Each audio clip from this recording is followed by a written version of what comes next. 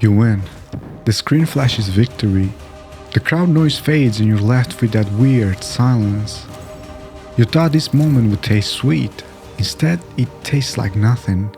You check your phone, open another match, maybe scroll, but you're still empty.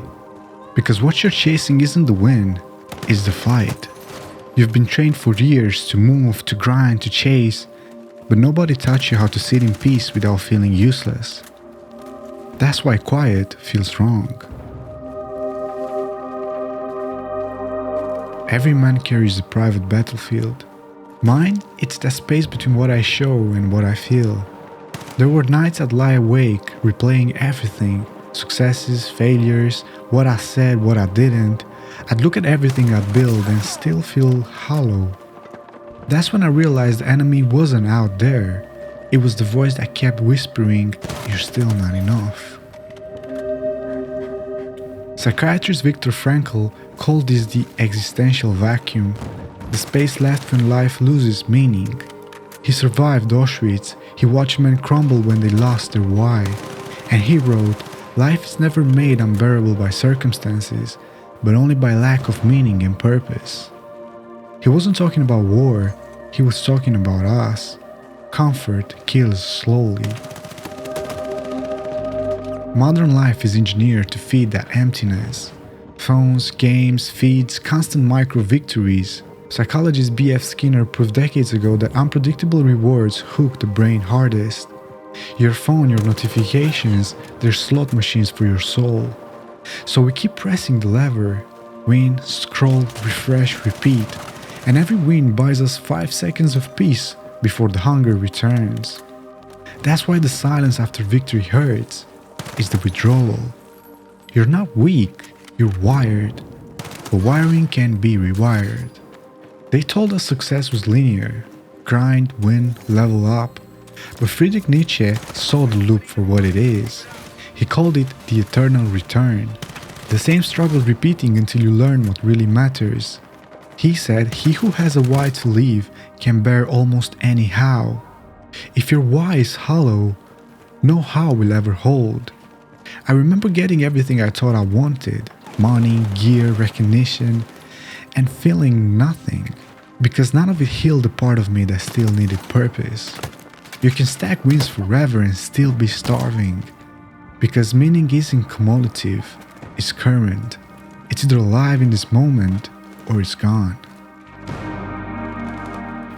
Carl Jung wrote, "One does not become enlightened by imagining figures of light, but by making the darkness conscious."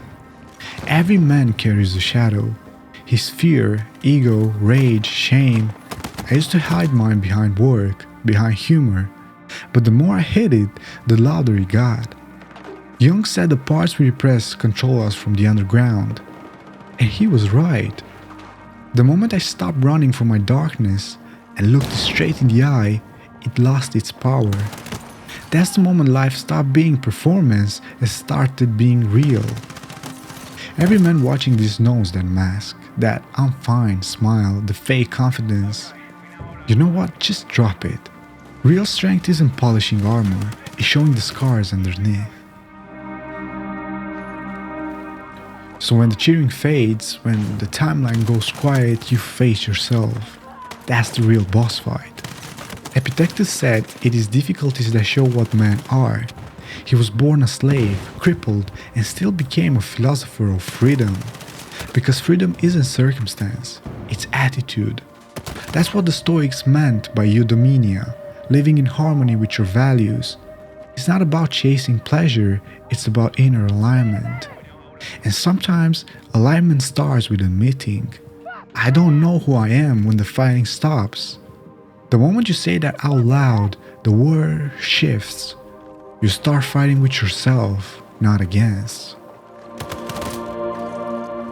Frankl didn't chase happiness, he chased responsibility.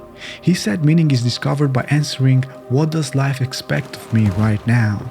Not tomorrow, not someday, but now. And you know what? That line saved me. Because it turns every problem I face now into a mission.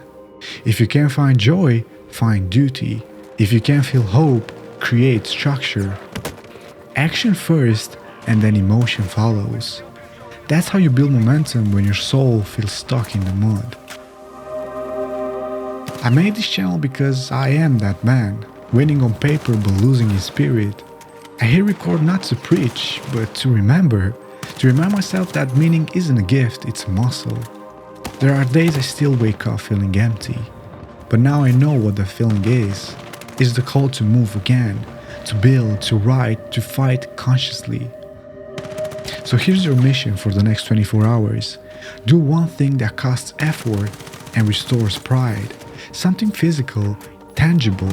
Clean your space, build something with your hands, go outside, call your relatives. But do it in silence, because silence is where strength reloads. Then tell me in the comments what battle you fought. Not for engagement, but for accountability. Because the algorithm doesn't save man, but brotherhood does. Seneca wrote, "No man is more unhappy than he who never faces adversity, for he is not permitted to prove himself."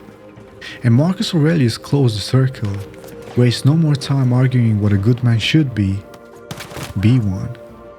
That's the heart of this channel. Be the man your past self needed. Win that fight today. The present war isn't out there. It's here, between distraction and purpose, between noise and silence. And if you're still listening, you're already in it. You're already part of the brotherhood. So if this message resonated with you, hit that subscribe button and the like. Thank you so much for watching, and welcome to the community. Welcome to the brotherhood. See you next time.